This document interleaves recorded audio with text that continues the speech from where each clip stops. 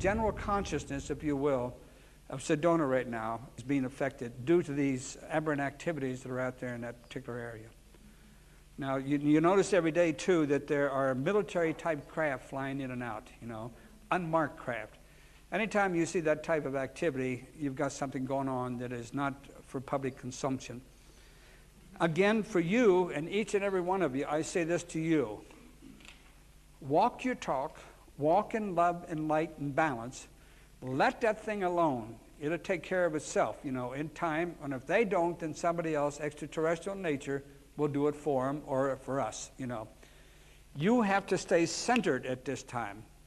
You have to use as your primary vehicle to get off of this planet that great power called love. There is no other power in the world more profound, more powerful than love. To show that, I'd like for each one of you to turn to yourself and somebody else next to you and say, I love you. Would you do that? Tell the person next to you, I love you. I love you, Doris. Yeah, thank you. Feel the power that comes through when you do that, you know, that power of love. It's all-encompassing. No greater power in the world than that.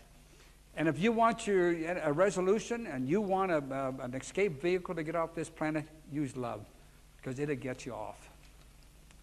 Okay, now you had a question, Doris. Yes, I have a few. You have a few? Okay. Backing up a little bit. When you're talking about the extraterrestrial spirit form enters the body at about the 4th month of pregnancy. What if a lady that has an abortion into the issue of right to life versus right of choice? She has an abortion before the 4th month. Then there's nothing lost. That's me saying that, of course. I see it's on video now, and it probably will cause a great deal of consternation and, for that matter, conjecture when it gets out there in public, but nonetheless, that is my understanding. In other words, if the child, or what they call the child, that little body is taken up to the 4th month, the intelligence and the consciousness is not there, so, right. And how does that spirit of this extraterrestrial enter the womb after the 4th month? The mother obviously has no awareness of that. No, she has. Well, she does sometimes. For instance, many women say that they're in communication with their child, say, around the 2nd month. Now, what they're not realizing is that the child is not in the womb.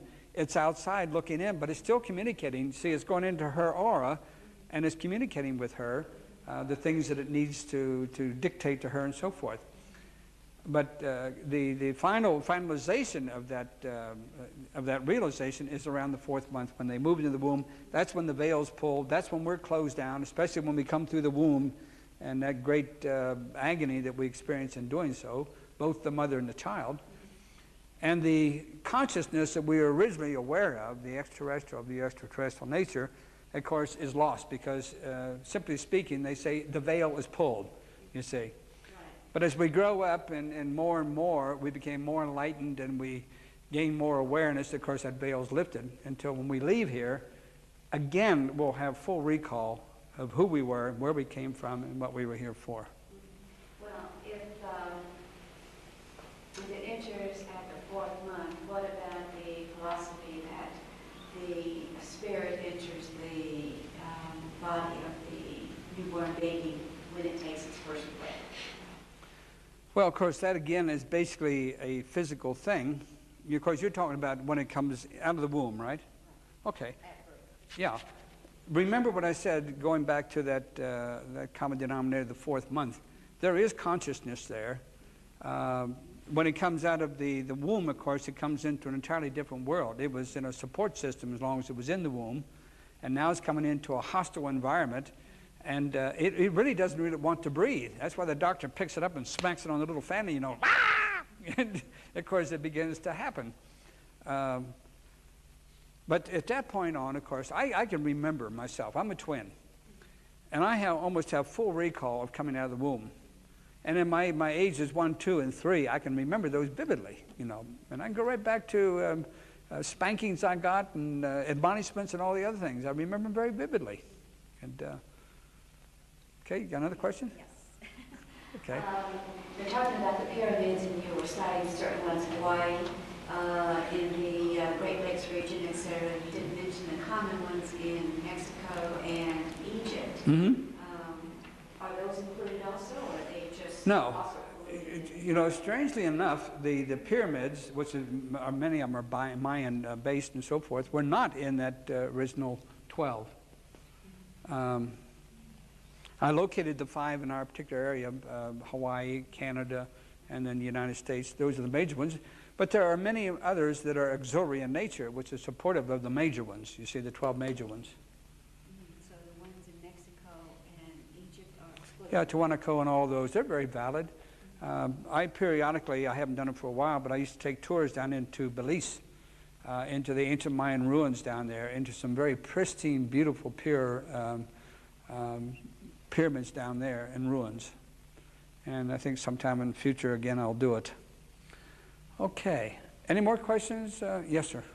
Could you explain or comment on the, as far as reincarnation and karmic death, each lifetime on this planet and upon the death of the physical body, the spirit returns to home base? Or yeah.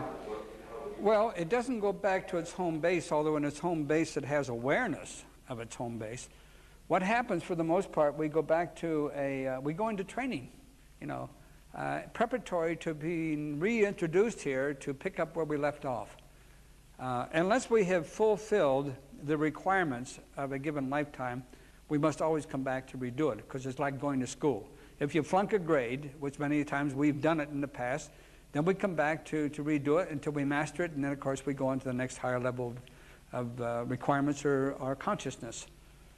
So now, the remarkable part, and I think the most beautiful part right now, is that we are in the last series of karma. Every one of you, including me, is back here to make that final, or make it final, I should say, is a good word for it. Now, not everybody will make it. And there's an interesting aspect here, too, that is happening, and while we're talking about that, and your question prompts it, are you finding these things of interest? I don't want to lose your interest now. And I will get into the harem-scarum, you know, of the ETs and so forth a little later. But these things I think are very important, too. Let's see, where was I with your question? From previous lives and karmic death, and where the soul or spirit goes between lives. Let's see. You triggered something there, and it went from in one ear and out the other. You said everyone would not resolve their karma prior to... I said, yeah, I said that each one of us are here for the last time. Oh, okay. There is another alternative to that. That's what I wanted to talk about. Apparently they didn't want you to know it, huh? You have to watch the kind of forces that are in here. All right, there's a simultaneous scenario taking place right now. Sonia, honey, could I have that spray on? It's getting a little tight here. There's a scenario, thank you, dear.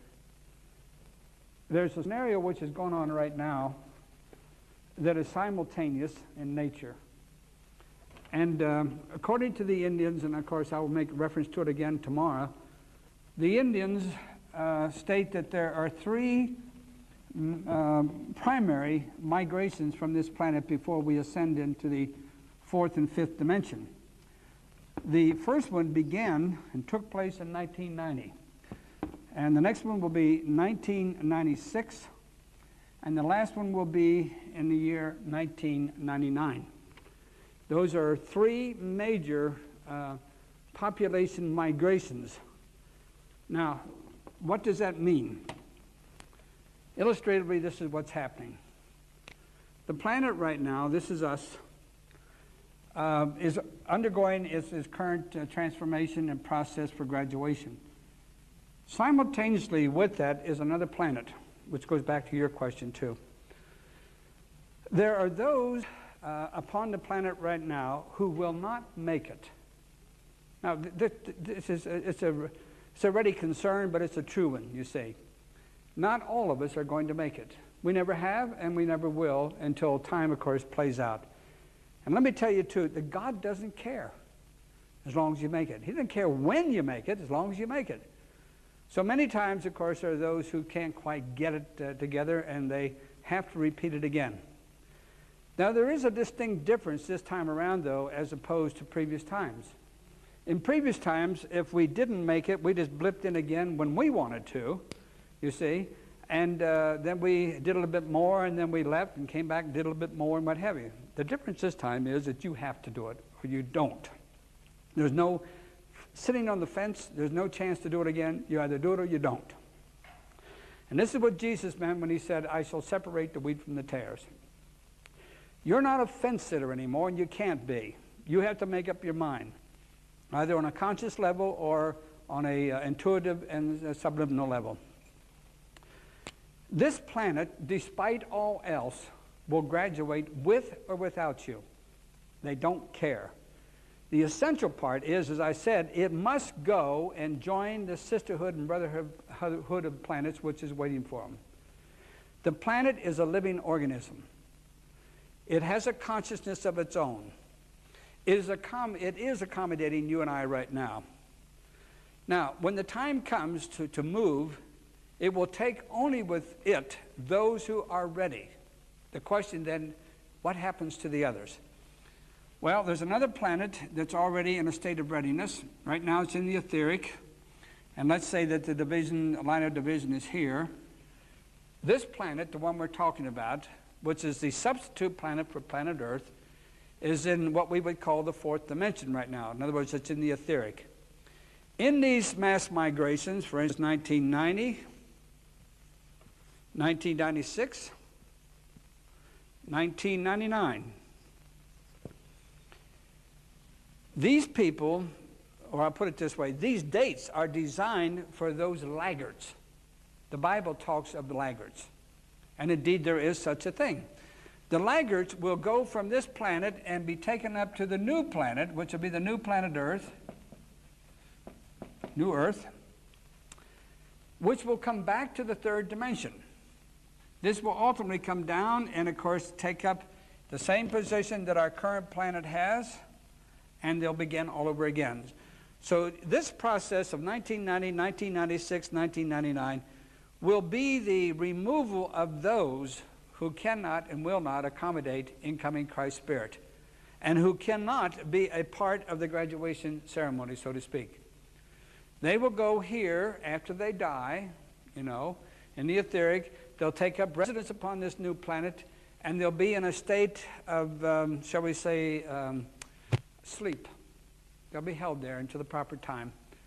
And then when this planet goes up, as this one goes up, this one comes down, you see. We go into the fourth and fifth dimension as a planet, and the peoples, if we are part of that consciousness and vibration, this one, of course, will come down and occupy the original position of our current Earth. Yes? Is it actually the same physical Earth, or Yep. is it entirely different body replacing the other? No, it'll be, in other words, they will come down into the third dimension, which is a physical reality, this planet here. But it's really the same Earth. Yeah, it's the same Earth. And we will go up into the etheric, in other words, the fourth and fifth dimension. Any more questions on that? Does that help you? Did that clarify it for you? You sure now? Because if it didn't, I want to make sure that I do. So this prophecy here is according to the Indians, and I'll be talking about it tomorrow, of course, in the Ultimate Indian Prophecy. Look at all things in God's eyes. God doesn't do anything by mistake. God has a plan for everything, and everything is orchestrated and to suit the needs and desires, not only of the source itself, but all those, of course, who are involved. When you study these things, as I have for over the 23 years and so forth, the more you study it, the more reality and, shall I say, perception that comes in. You get a better understanding of the schematic of things. Yes? Virgil, could you tell us a little bit more about that switching? Why are they taking one planet out? We talked about the Earth graduating. Where is this other planet coming from, and why is there being a switch? I mean, what are the dynamics? What are the reasons for that? Well, the dynamics are pretty much what I said right here. One will go up, the other one will come down. there has to be a repository, there has to be a place for those laggard souls who are not ready to graduate, you know. Here again, I want to impress upon your mind that you mustn't make a judgment about that. These are people who have chosen not to be ready at this time, or perhaps they are destined to be the leaders in the future. We don't know.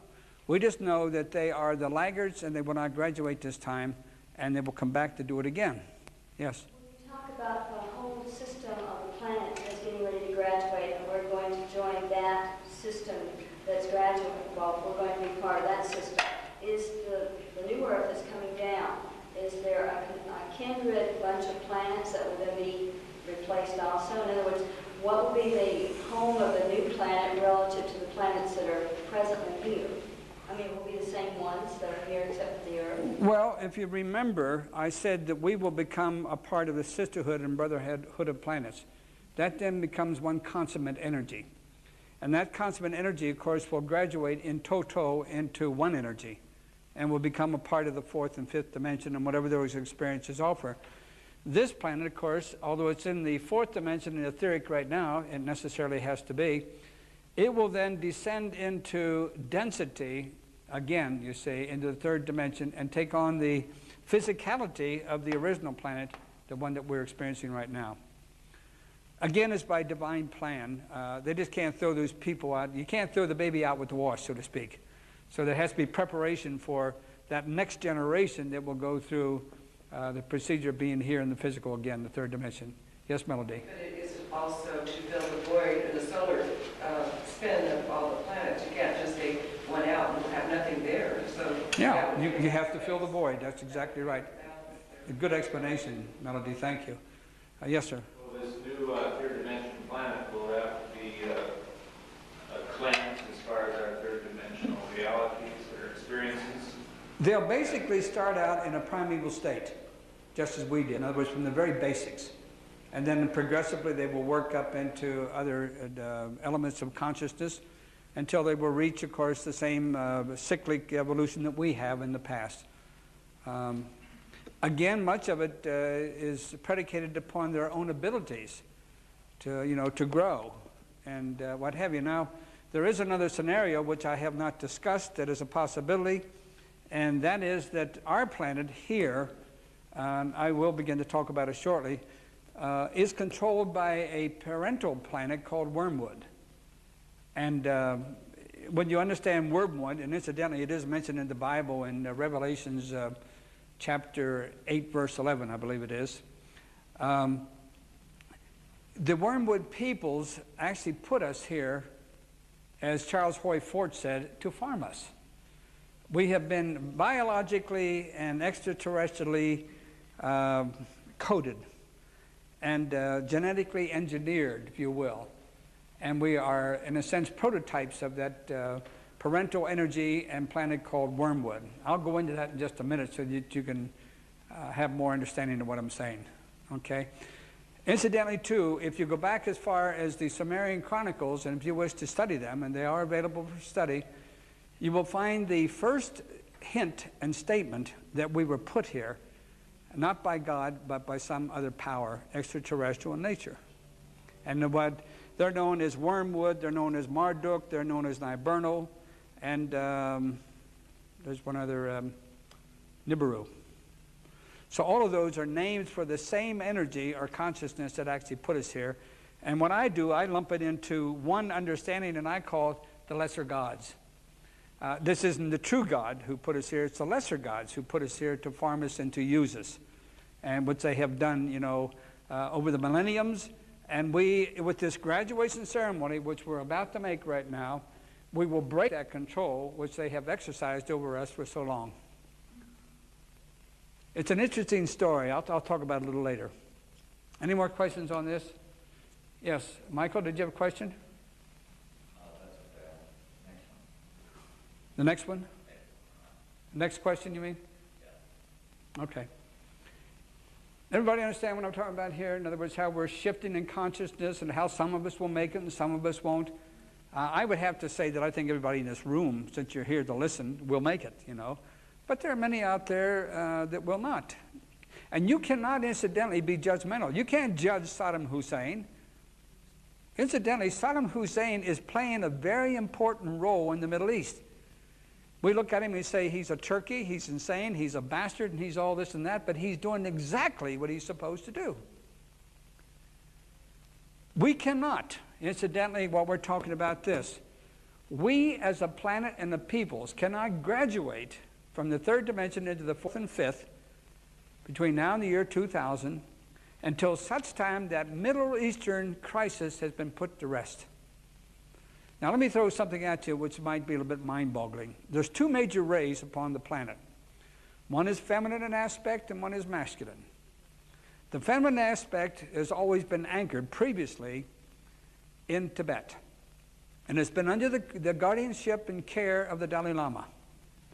The Dalai Lama, when the communists invaded, summarily took that ray, and with him in his mass exodus, he took it with him, he took it down into South America, and he anchored it in Lake Titicaca. The feminine ray of the planet now is sitting down there waiting for its partner or its twin soul or twin flame. Guess where the twin flame is? Right smack dab in the Middle East. All the things that are happening over there right now. That's the old machizoistic energy, macho. Look what they do to women over there, you know. The real power, of course, it lies with the women at this point, not the men. We've lost it. The women are going to pick it up and do something with it. They have to if we are to survive.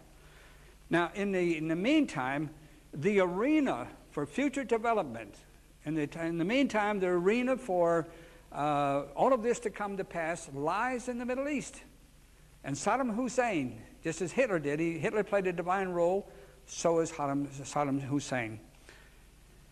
These energies, archaic in nature, macho in nature and so forth, have to be rendered into a useful harmonic form, or we cannot graduate. Believe this, we cannot graduate as a planet and peoples.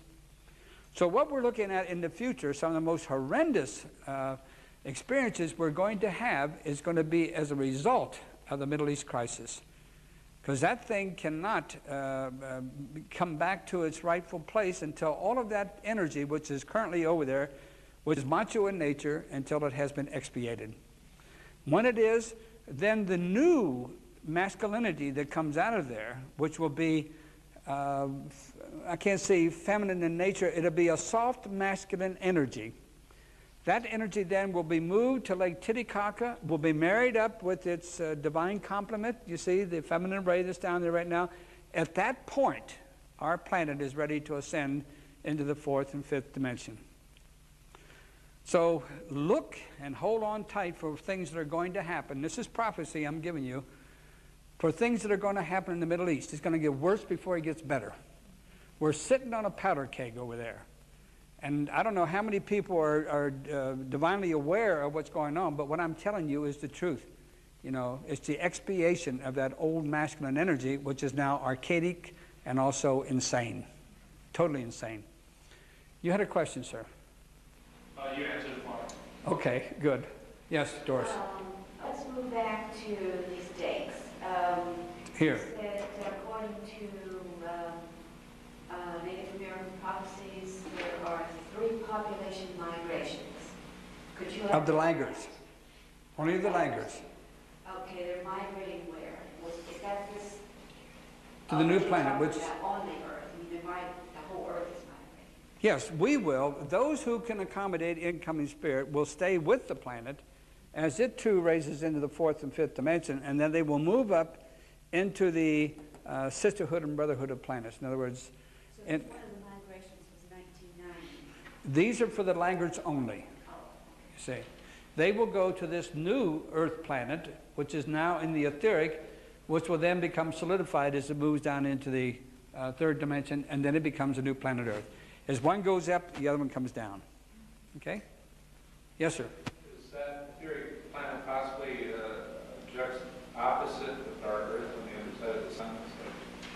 Not necessarily. You know, I couldn't answer that question truthfully. I don't know. All I know is it's out there, and where it physically is approximated and what have you, I couldn't answer it. I will tell you this, since you brought up the subject of the sun. The sun is not what we think it is. The sun is indeed the 12th planet. And the 12th planet is the planet of Michael. And when we see the sun and we look at it materialistically, we say solar flares and all this, you see. But what you're really looking at is the radiance, if you will, of the great ones who abide on that planet, including the solar region. Solar region is the one we know as a Christ. All of the 12 major archangels also abide on that planet. Now, I had the great privilege, again, I was working with the Pueblo Indians up in Taos. Some profound things happened to me up there. I used to sun gaze every morning, and it was part of my meditation procedures. And one morning, I was taken totally out of body, and I went into the sun. The sun parted, and behind those rays was this most beautiful, pristine planet I've ever seen, as were the individuals who habitated it. I didn't want to come back, really. It was so gorgeous. And but I made the mistake.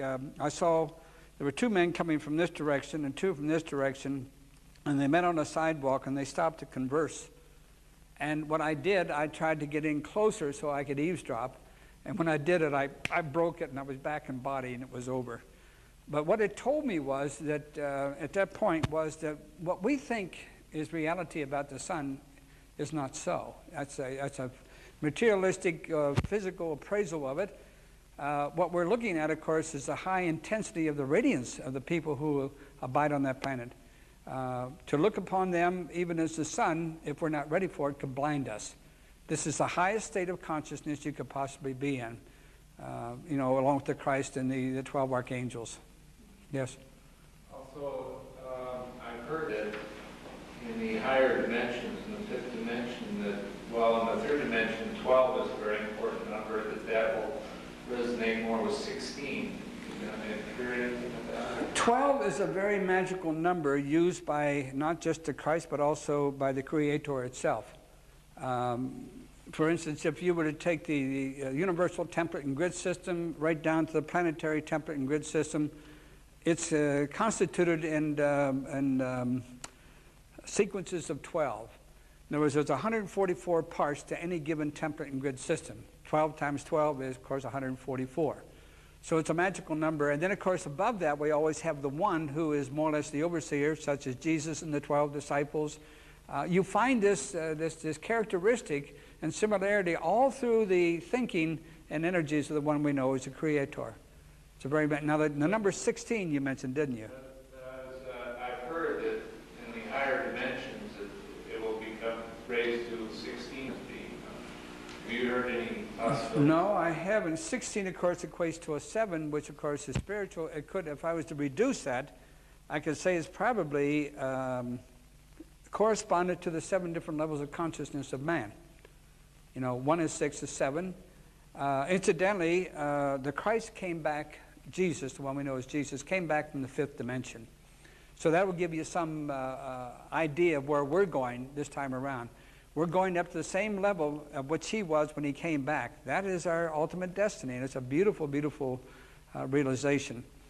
The 4th dimension is very much like our own. It's in the etheric. Propagation, for instance, over there isn't physical in nature, it's by the mind. Man and woman make a pact, you know, and we do have couples over there, just as we do here, but it's not in the same frame of reference. For instance, let's say that Doris and I were married over there and we wanted a child. We wouldn't copulate to do it, we would do it with our minds. And we discuss it first, we want a boy or a girl. Well, we agreed, so let's say a girl. All right, what color hair do we want to have? Well, we agreed blonde. What color eyes? Blue, and so forth. So we come up with a blueprint of what it is that we want and should have and so forth. And then we create that with our own mind. We pull it then down into our reality and dimension, and that child is usually born somewhere around 9 or 10 years old. They don't go through all that infantile stage, you see. They're productive and useful when they're born. And then what we do, we assign that child to a, although we have the parental love and the bonding and all things that take place, the child is destined to be a part of the overall community. Say if it's a boy, so they need an engineer, we're lacking engineers, we make sure that our boy becomes an engineer. And so the birth is for the good of the all, you see. And it's done in a very loving, compassionate, and balanced way. That's the difference between here and there. But you can see we're doing the same things, but in a different way, and a different methodology. But the one thing is that I do live my truth. And if I make a statement, I take the responsibility for it, and I will live it, you know. And I'd finished up a large presentation in California, and a lady in the question and answer period, she asked me what I thought about channeling. And of course, so knows this, but, and I said to her, well, believe it or not, I said, channeling is over. If you're going to channel, channel yourself. And if you're going to channel, take responsibility for what you channel. Don't say it's Sananda, don't say it's Cthulhu, don't say it's St. Germain or whoever it may happen to be. If it's you doing it, say so and take the responsibility for it. Because so many of the channels were channeling themselves, and they were foisting it off on some other being, you know, so they wouldn't have to take the responsibility for the do's and don'ts that they were putting forth, you see. And so I took them to task on it, and that's why I told her, I said, channeling is over unless you're channeling yourself, and if you do channel yourself, say it's me, and I take the responsibility. This is what I feel, this is what I see, this is what I sense, or whatever, however you want to say it, you know. But don't lay it off on somebody else. You are the gods. You must never forget this. Jesus said it 2,000 years ago, know ye not to your gods. You are gods who have been in amnesia. You've forgotten that you're gods. But each and every one of you are. And it's time for awakening, reawakening, if you will. And as we do that, the things that have been imposed upon us, which you're about to hear, by the lesser gods in the past, are going to be removed, and we once again will step into the glory of our godship. And that's what makes this whole scenario, upcoming in nature, so dynamic, so important, and so beautiful. Because we're coming back to that final realization of who we really are and we're here for. So it's a very, very precious time that we're experiencing. Now, I said, you know, it's rather salt and pepper. There are going to be times ahead when some of us are going to experience trials and tribulations. The degree of which, of course, as I've already said too, will be dictated by your consciousness, not somebody else's, you know. So if you are one with the source, you are one with the Christ and the incoming Christed energies, you need not worry. And remember too what I said earlier, that the greatest power here upon earth that you have going for you is love, L-O-V-E, the greatest power. I could tell you story after story about how love has saved my life.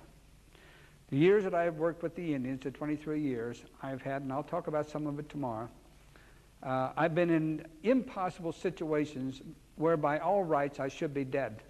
But using the power of love, using the power of faith and love and light and balance, I have come through them miraculously. And I'll talk about some of that tomorrow. There's no one on this earth who knows the power of love, I don't believe, any better than I do. And I'm an old hard nose. You know, I'm a retired military man. I had 23 years in the service. I had 9 years with the CIA. I had 10 years with the Green Berets. I had 3 times in Vietnam. I was in the Second World War. I was in a civil war, 3 revolutions, the Korean War. I fought in Malaysia with the British, the Dutch, and the New Zealanders, and also the Aussies. And then I had 3 times in Vietnam. Not to mention some of the secret assignments, of course, I had with the CIA. And then to come to the realization that I am today, and look back on all that, you know, which I don't regret. I did what I had to do at that time. But to look back and to see where others failed, others were killed, and I came through all of that, to do what I'm doing today, it blows my mind. It really does. And I wonder sometimes how I can be so fortunate to survive all that and do the things that I do today. It blows my mind. I'm eternally grateful for being able to do the things that I do. And there isn't a night that I don't kneel down and thank the Creator, you know, for the privilege of being able to do the things that I do. And of course, I am a messenger, and my primary thrust in life is to touch the hearts and minds and souls of others. and to share with them the great and beautiful things that are given to me. There is no greater joy or no greater reward than I receive through you. Okay. Where do we go from here? Are there any questions on anything that I've covered so far in terms of some of the things that I've mentioned? Is there any gray areas you'd like to discuss before I get into something new? Yes, sir. The one you mentioned that we are gods, and the other you mentioned the wormwood and that we are created by lesser gods. Maybe you... Yes, I'm about to get into that. I'll go into it in depth at this moment, and that will be my next subject. Okay? Any other questions regarding the previous discussions? Okay, let's talk about that then. Let's talk about the wormwood planets. Incidentally, too, so you can better understand where I come from in terms of UFOs. Excuse me just a minute. My background, militarily, as I've already established, 23 years in the service. As a young captain in 1948, I was in on the capture of the second UFO, actually the third UFO, because in Roswell, which preceded this capture by 1 year, we captured 2 UFOs in the Roswell incident.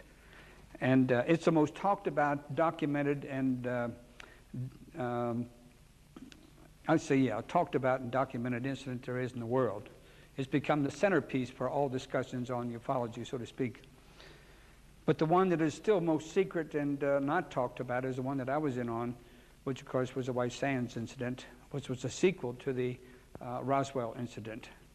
So it was during that time in 1948 that I became aware that there was such a thing as a UFO or an extraterrestrial type craft. And maybe I should talk about that first, and then I'll go into your scenario about the wormwood peoples and how they put us here to farm us. So let's do that. Let's establish how I became involved in the field of ufology. And as I already established, it took place in 1948 as a young captain. I had just finished a tour of the CIA, and all military people who are involved in classified projects in Washington, D.C. or someplace like that must periodically go back to their branch, their parent branch, Army, Navy, Air Force, and they must receive what they call hands-on training. I was a captain at the time, a young captain, 24 years old, and I needed, according to them, company commander time. Now, with the CIA, and of course, it started out as OSS, the Office of Strategic Services, that's where I began. Then it became SSU, Strategic Service Unit, and then it became CIG, Central Intelligence Group, and then it became what we know it as today as the Central Intelligence Agency, CIA. And I was with them through that whole period, you see. So all my combat experience and what have you was behind the lines and was a guerrilla type of operation as opposed to the conventional frontline soldier. And in their opinion, I needed that experience too. So I was then put on leave to go to an organization to learn hands-on company commander time. And I was reassigned since I was already airborne qualified. I was assigned to the 82nd Airborne Division at Fort Bragg, North Carolina. I finished my time as a company commander, and of course I had such an extensive intelligence background that they automatically, as soon as I finished my time, they pulled me up to division level, division staff level. They made me the G2 Air and the photo interpretation officer of the 82nd Airborne Division. To fulfill that, they sent me to school in Anacostia Naval Base to study photo interpretation and photogrammetry. And I never dreamed I would do something like this, but it was most interesting. And then, of course, I came back to my unit as the new G2 Air Photo Interpretation Officer. After I had fulfilled this obligation, or during the time I was fulfilling it, the Air Force and the Army had a joint operation which was highly classified, which they needed people with a top secret clearance to be involved in, and I happened to be one of those. And, of course, I was chosen to work on this particular operation. Even looking back on it today, I don't see where it was that classified, but nonetheless, at that time it was. Now, I was reassigned to the Air Force then on what they call temporary duty, as a G2 Air component. In other words, representing the Army, and I was directly in line with the Air Force, what they call a G2 Air. So there was an Air Force G2 Air and an Army G2 Air, and the two of us worked together on all intelligence and air phenomena. Anything that had to do with air or unusual phenomenal intelligence and so forth, that was our bailiwick, so to speak. In the midst of this, one day we received a fax which came across the commander's desk, came down from 3rd Army Headquarters to V Corps, which was our parental organization, down to the Air Force, the commander of the Air Force, and then, of course, across my desk and also the G2 Airs of the Air Force. And there was a Twix, a cable form, like a fax today, okay? That simply said that an unidentified flying object had soft landed in the middle of White Sands, New Mexico. Now, to get some understanding and feeling for White Sands, New Mexico, White Sands, New Mexico, even today, is one of the most sensitive, highly classified areas in the world. There's none more sensitive than they are. And the reason for this was, this is where we first exploded the first atomic bomb. And this is where we also did the other research on other nuclear weapons and so forth. It all takes place right there at White Sands, New Mexico. So we can see that it's a very, very intense and highly sensitive area. And for an unidentified flying object, a UFO, to summarily land in the middle of it, unannounced and what have you, you can imagine what it did to the high command, you know. And so it was not only startling, it was frightening. So what happened at that point then, because of my top secret clearance and because of my need to know, it was air phenomena, I was assigned to monitor this. And so what I will do now is to relate to you the sequence of events which took place at that time in 1948 in White Sands, New Mexico. The first thing, as I said, was an announcement that an unidentified flying object had landed, soft landed. Whereas previously, in the year 1947, during the Roswell incident, those craft did not soft land, they impacted.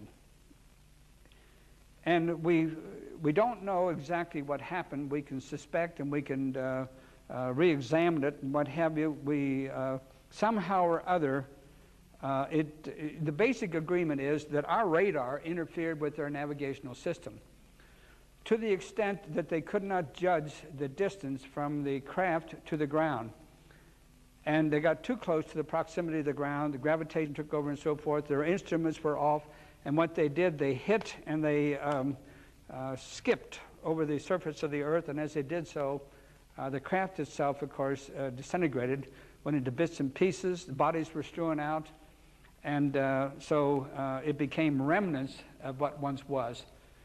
Out of that, though, I'm now talking about the Roswell incident before I get into mine.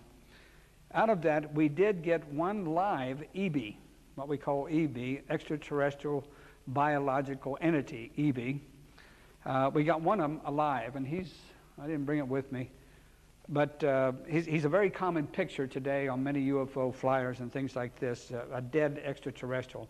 That is a picture of one of the ones that we captured and took, of course, in 1947 in the Roswell incident.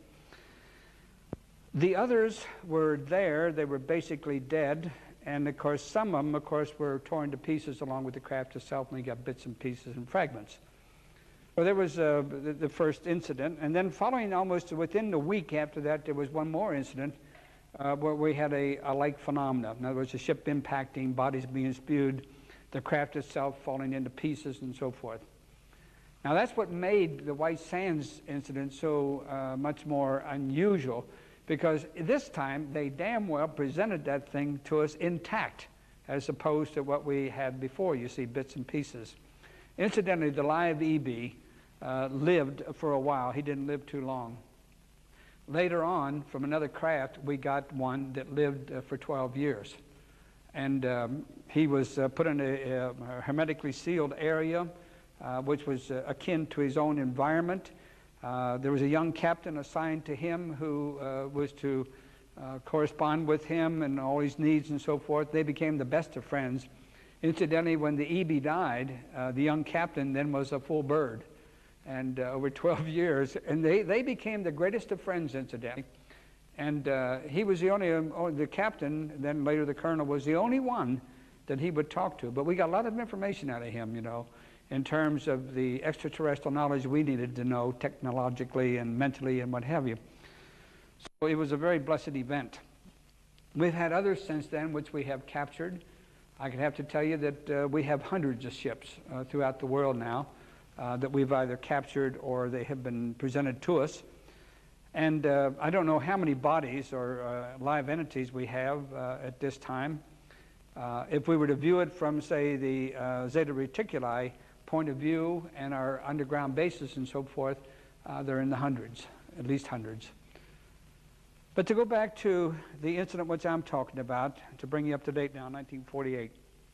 As soon as that craft soft landed, what happened was they threw a cordon of security around it and kept it under observation because we wanted to see whether or not their intentions were hostile, or perhaps there was nobody aboard and the craft just landed, you know, summarily. In other words, it was a presento.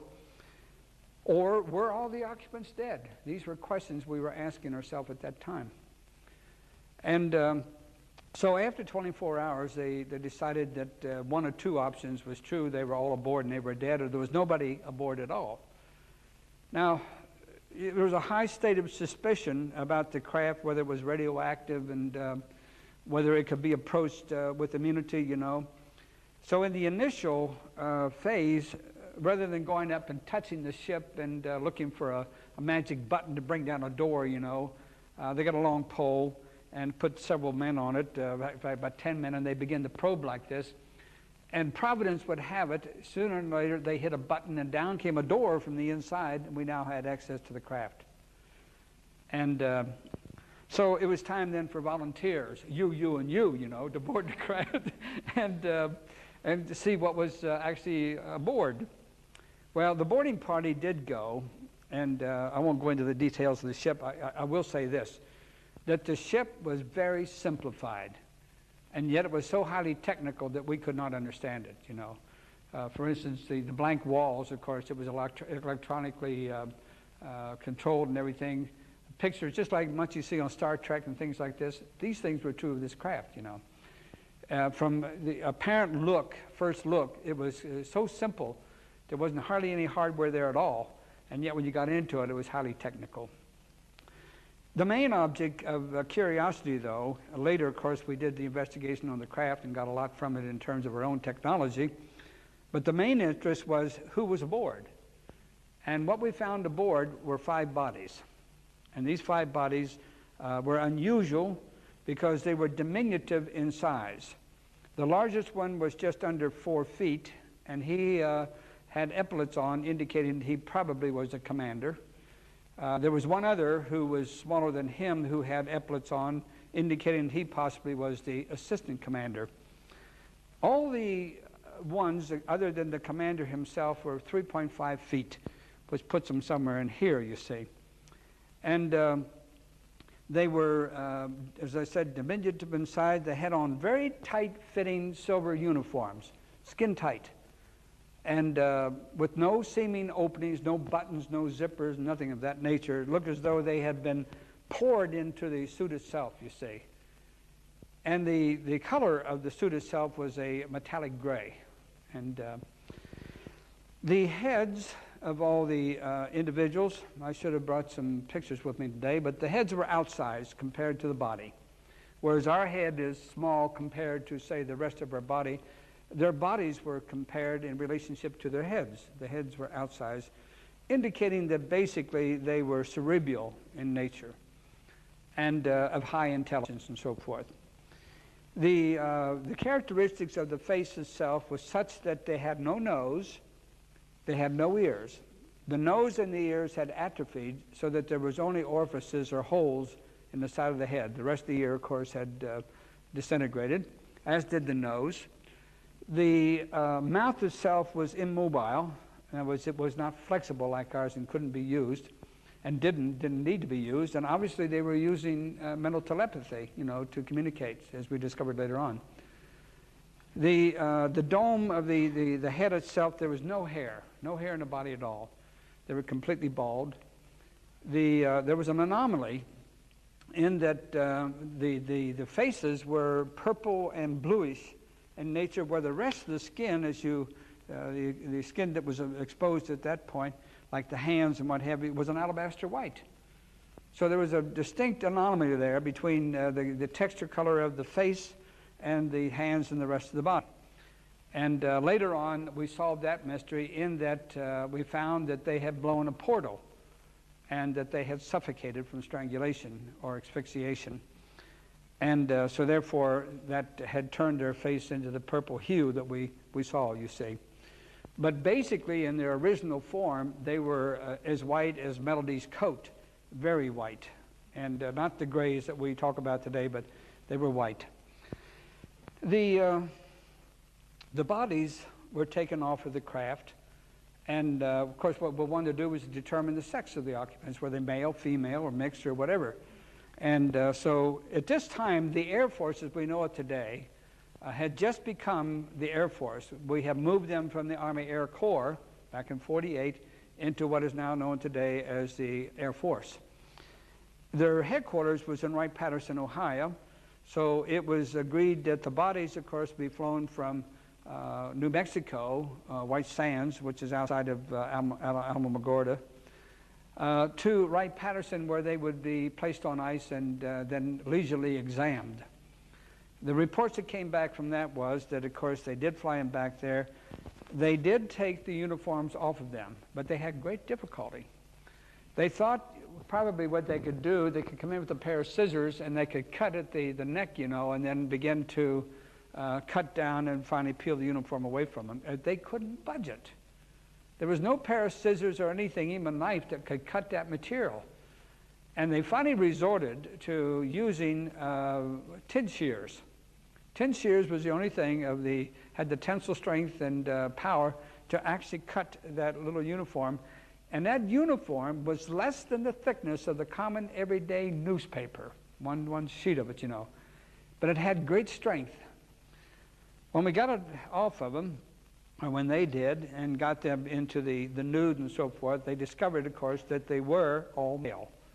The remnants of what was once testes and penis and so forth was there, but like the mouth and like the ears and the nose, it was dysfunctional and had reached a state of atrophy wherein it was non-functional. They discovered the same thing when they got inside, when they performed an autopsy and opened them up. They found out that they had the remnants of human organs, such as kidneys and liver and all that. But again, it was obvious that they had not used it for maybe millenniums, I don't know. So they had shrunk into a form of diminutiveness. In other words, they were there, the remnants were there, but they were not functional. So this told us then, it's one of the reasons that I put on the cover of my book, ETs and UFOs, they need us, we don't need them. The obvious answer to all of this was that they have chosen both some of the good and the bad, particularly the bad. They have chosen to pursue technology and mentality as opposed to spirituality or humanness, you see. And in the process, they have lost these very things which now turn out to be sacred. The mouth, the ears, the nose, the internal organs that we have as humans. These things are now coveted and wanted very much by those who are amongst us, who are taking from us through abductions the things that they have lost. And this is why, if I was to get into abductions in great depth, you would find that's the reason why people are abducted. To stop momentarily on that before I get back to my regular scenario, what they do, they're trying, number one, to form a hybrid human to regain that which they have lost. They've lost their humanness. They've lost their emotions. They've lost the ability to love. They've lost all the things that have become sacred at this time to you and I and to other parts of the guardian forces consciousness. And so now they see that they're losing the race, they are becoming extinct, and they're trying to use us. They have lost, you say. From the way when a woman is abducted and taken aboard one of these craft, the first thing they do is to examine her sexually. And they take from her, of course, ovarial eggs. They take, for instance, for all classification, They take blood. They take enzymes. They take genetic splices. From the men, they take their semen. From the women, they take their ovarial eggs. They take vaginal juices. And necessary in a laboratory environment to create, in an embryonic stage, a new hybrid human. And they have many, many babies. Many of them, of course, are grotesque in nature because they're not exactly you might say, an exact replica of a human. And they have some of the characteristics of the extraterrestrial and the characteristics of the human. Many of the women abductions, incidentally, are taken aboard a craft to nurture and nursemaid these hybrid children, to give the child motherly love, to give the child affection. The things that they can't do, they're using women for, to do for them in these laboratorial types of environments. And I don't think, my personal opinion, I can't say for sure, but I don't think that they have come to the final point of creating a human being that is fully human. There are those amongst us who are human-looking like, but they do not have the sacred things that we have in terms of love, emotions, and the things that are essential for graduation. And unless there's a dramatic change in all of their consciousness, I don't see where they're going to win the race, really. I think they've gone too far, too long, and they're whistling Dixie, so to speak. Again, that's why I said in the book back there, when I talked about ETs, they need us, we don't need them. That's exactly where it is. They keep telling us that we need them. We do not. We have the essentials. We have the ingredients. We have all the things that they need to reclaim that which they have lost. Yes? Interrupting for a question.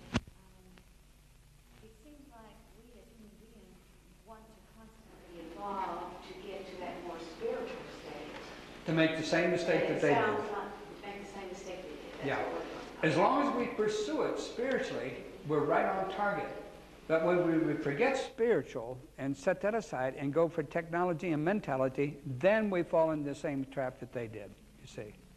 That's the one thing that they're not doing. Yes, sir.